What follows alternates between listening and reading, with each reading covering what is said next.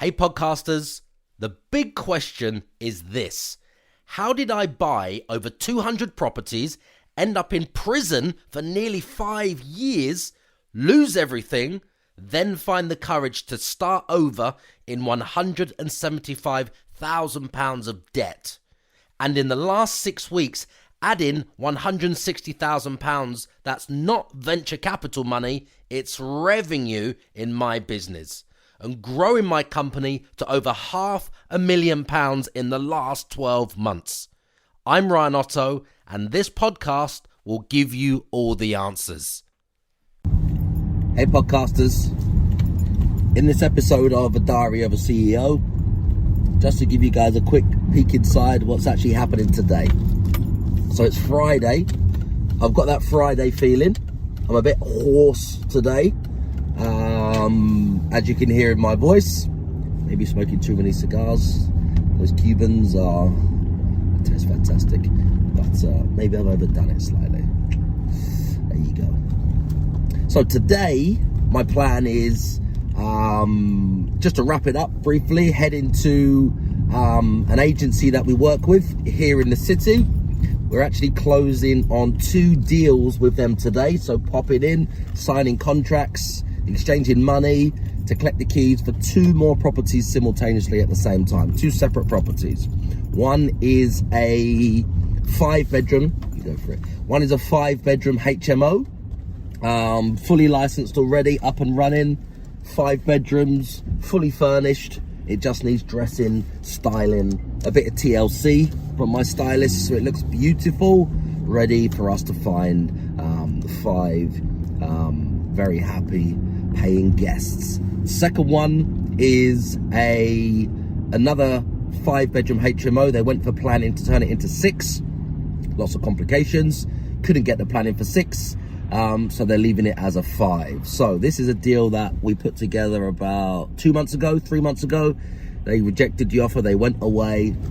Now they've come back and they want to go ahead with the deal as a 5-bedroom HMO. So that again, fully licensed, 2 bathrooms, 5 bedrooms, and they rent for around about, well, gross market rent is around about 5. It's about 2.5. It's about 2,800 a month, somewhere around there. They're about 540 is about the market rate here in the city per room. Obviously we get them at the right numbers and or pass them on at the right numbers, so we fill them fast. We like to fill all of them realistically within a day, but that can't happen all the time. So yeah, a couple of weeks, as long as they're filled, there's no voids, and it works for us and works for everybody. So there's 2 deals there. Going to collect the keys, sign a contract, exchange the money today. Straight after that, I'm heading straight into town on another deal that we've been working on, which is actually a chopped up hotel. The entire building is a hotel, and it's been separated into individual units, which I don't think they sold, or they didn't achieve the right numbers. So the whole building's available, and we're closing off on 1 level at a time. So today we get the keys to the top floor. 4 bedrooms, it's a penthouse apartment. It's actually a triplex. It's on 3 floors, not a duplex. It's on 3 floors. The top 4 bedrooms, massive, huge amount of space. 3 bathrooms, so every room apart from 1 has got an ensuite. Excuse me. And yeah, it's brand new. Roll top baths, marble floors, underfloor heating, everything you can imagine. Sea views as well. Excuse me. So really excited about that. That is actually the 3rd deal, all on one day. So if you listen to my earlier vlogs or Diary of a CEO or podcasts or LinkedIn posts, wherever you've been obviously consuming my content, you'll notice that we got up to doing 2 deals on the same day, closing 2 deals, separate deals on the same day. Now we've raised the bar. 2020, this is the first time we've actually done 3 deals on the same day. So here we go, 3 deals today, Friday, January, back in the game. Yeah, put 3 deals together and just collecting the keys for all 3 on the same day. So really excited about that. What else is happening? I'm actually going to drive around the block. I'm just about to meet my housekeeping manager now. about another property deal that we've done recently. This isn't on the same day, this is an earlier one, but I've actually got a meeting with her now, but I've probably got about 3 or 4 more minutes on here. So I'm gonna drive around the block and do a lap, because if she sees me, she'll be coming out and I'll be like, shh, can't speak, I'm on the thing. And anyway, so I'm driving around the block just once. So yeah, today, what else is happening today? Well, today's an exciting day on many levels, because okay, so you may notice a little edit there, or a little cut, because while I'm filming this episode, a phone call came through from the estate agent that we work very close with. They're the largest agent in the city. Last year they had, I think they were on about 32 or 33 staff. They've just done some more firing to expand their team. I think they're on about 36. They're a massive agency. So a friend of mine from there calls me, talking about one of the deals that we have done with these guys, and they've literally asked for an extra £150 more a month on a HMO property. Obviously, you know, we know how much we're going to make. It's not a deal breaker for us, and yeah, so that obviously we took that, and that call came through, and it'd be madness for us to walk away from it for £150. You know, it's just madness. It's giving away £1,400 or £1,300 a month, just bickering over 150 quid.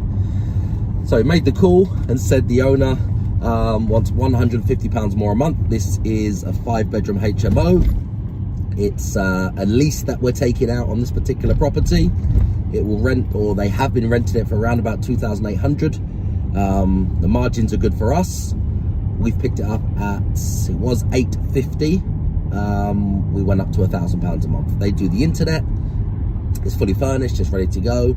And yeah, they just want the problem taken away. So yeah, that will probably make us somewhere in the region of about £1,400 a month net after our expenses. So absolutely can't say no for £150. I mean, there's other property deals that we're doing and we've done in the past, and I've always said to you guys in the vlogs and the podcasts and the episodes and in person, and people we're working with and mentoring, and the agents and the partners, that we actually pay up to around 25% above the market rent for particular properties, just to get the deal, because we know every £1,000 we pay out in rent generates around about £3,000 a month for us on average on every single property.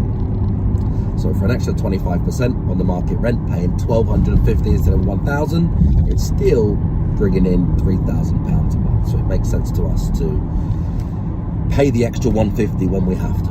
Okay.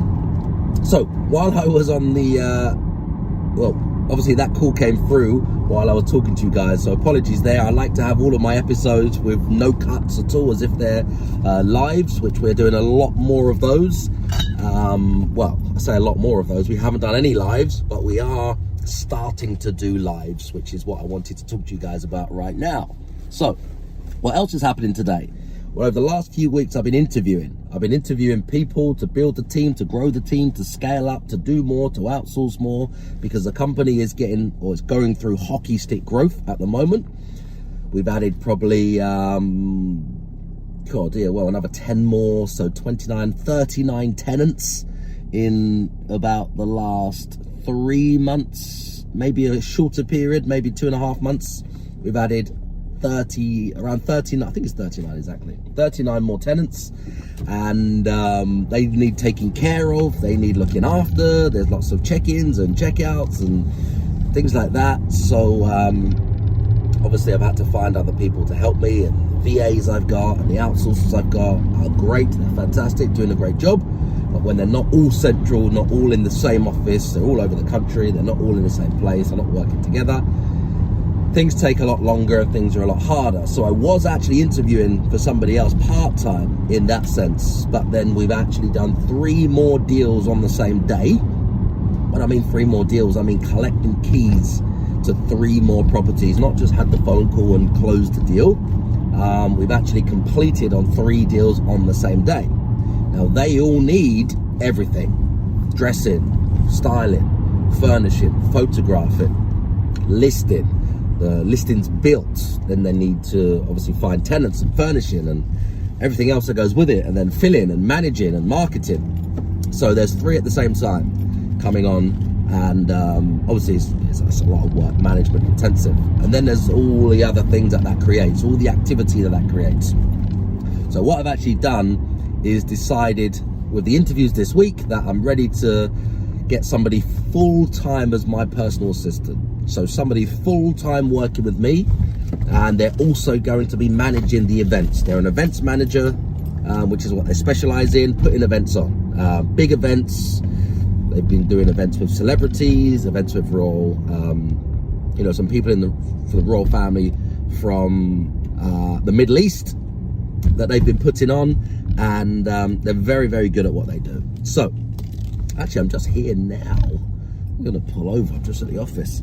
So they are, they've come on board to do the events and also to be like a personal assistant and just sweep up what I call the mess behind me. Sweep up the mess. I'm going forward fast, creating, meeting people, closing deals, finding properties, signing them up.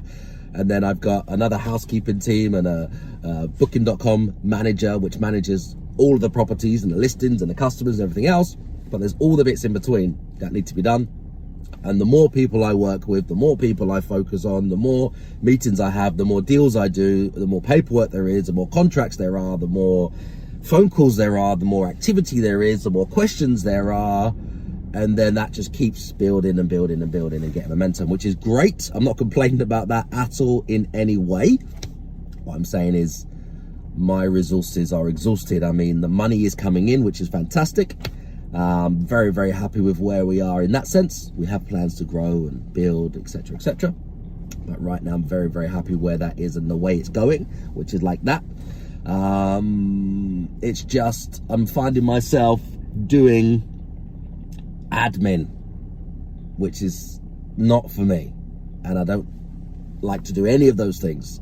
But because there's so much coming on, there's so much to do, I haven't taken a step back to train somebody else to do the next things, so I can then go backwards before I go forwards, and then have them, because then they've been part-time, and then, you know, how it is, and something happens, and then you just decide to do it yourself. But at the moment, I'm everywhere, all at the same time, as I'm racing ahead, and there's lots and lots of mess, like a trail of mess behind me that needs to be cleared up. So I've taken her on board as like a personal assistant, to get everything organized and deal with the contracts and deal with the paperwork, which she's very good at as well. She's good at sales, which will help generate some new activity as well at the same time. Look after some customers, some customer relationship, some admin, and then we're planning some events. So in the next probably 3 months or so, we're going to have events which we're going to be doing, which will be podcasts. I mean, we're going on a podcast tour, inviting people onto the podcast, joint venturing with lots and lots of people in the pipeline on who have their own podcasts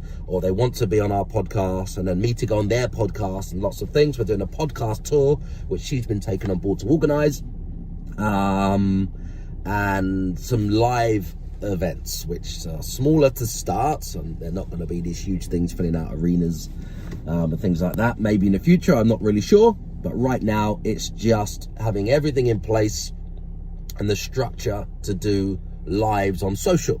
So the event will start with social lives, Facebook lives, Instagram TV lives, LinkedIn lives, etc., and things like that. And she's on board now to organize all of that, which is working very well for us and my company and companies. And yeah, just by the content we started to give away probably 3 months ago with the podcast, which is about nearly a year old now, I believe, 50 odd episodes I think we're coming up to. We'll have to celebrate something for that. And yeah, so since we've been giving away the content for free, there's nothing, or there has been nothing to sell. It's worked wonders with the interest it's generated. The more people that have been exposed to the information, the more people that we've helped and touched, which has led to more things and more opportunities and more doors opening, which has been absolutely fantastic. So we're doing more of what's working, and that's what's working for us right now. So you will be seeing more of that. I'm really excited about bringing on board this full-time assistant, which is dealing with events planning, dealing with all the lives, dealing with podcast guests, finding guests, putting me on other shows, dealing with internal admin, some serious stuff, coming to meetings, and dealing with obviously some looking after like client relationships and maintaining important relationships in that sense. So that's one hire, which is full-time. I'm just back here now, back at the office in Brighton, ready to finalize that offer letter so we can get it all wrapped up, and then she starts next week. And at the same time, there's one other girl which is coming on board, which is coming on purely like as a sales role. She's already filling our properties with tenants. We've added, we've got 10 more to add now, and she's added lots of tenants for us in the last 3 months or so. So she's coming on board as well at the same time next week to deal with finding more tenants, to deal with the viewings, to deal with even meeting landlords, checking tenants in, checking tenants out, and calling some landlords as well that we're working with to see if we can do more with them and go deeper. So yeah, really excited about that. So 2 hires at the same time, and yeah, all the growing pains that come with that, which is something that obviously we're about to experience. And yeah, just take each day as it comes, the good with the bad and the ugly, and more fires to put out, but going backwards, training these people before I can go forwards is what we're all about now. Reinvesting the money that we're making back into the company, back into staff, back into somebody full-time, back into another person part-time, so we can go forward and be in a good position to acquire more deals on many levels and many areas, and then recycle the money again back into the company. We're not taking money out buying stupid cars and Lamborghinis and stuff like that. I mean, if I wanted to, if most people wanted to, they could do, but no, that's not what we're about. That's not what I'm about here. I mean, when I was in my early 20s, 22, 23, probably the equivalent to the Lamborghini today is, I put my hand up, I did do it years ago. In my early 20s, I bought the 911 Carrera 2S, rear engine, rear wheel drive, the 997, which was my baby. And that wasn't because I just wanted to have a Porsche to look like I got a Porsche and look like I'm rich kind of thing. It was because I was a racer at heart, go-karter from a young age, motocross from a young age, track days from a young age, petrol head, petrol engine. All I ever wanted was a Porsche Carrera, rear wheel drive, rear engine. I never wanted a 4-wheel drive. I wanted the one that you turn the PSM off, the pool stability management, and if you don't know how to drive, you put your foot down, the back comes around, and you're off the side of the road. So you had to know how to drive. I exchanged a YZF R6 motorbike, which was, well, I took that up to 100 and 168 I took that up to on the bike, and that was my baby at the time. And then because every day could have been like suicidal just going on the bike, and I had a son, I decided I had to take the next step, which was to be a bit safer and have the same experience from a YZF R6 Yamaha, brand new one, little baby that I bought in my early 20s, that I traded, well, I didn't trade that in, I kept it actually in my house, in a chapel, in a church that I bought, converted, and it had its own bedroom, because I loved it that much. So I kept that in there as like a trophy, and I went and bought the 911. So, but we're not into those things now. We're into different things. We're into building teams and building the company and building people and trying to get this big unit together where we can be so productive, so powerful, so influential.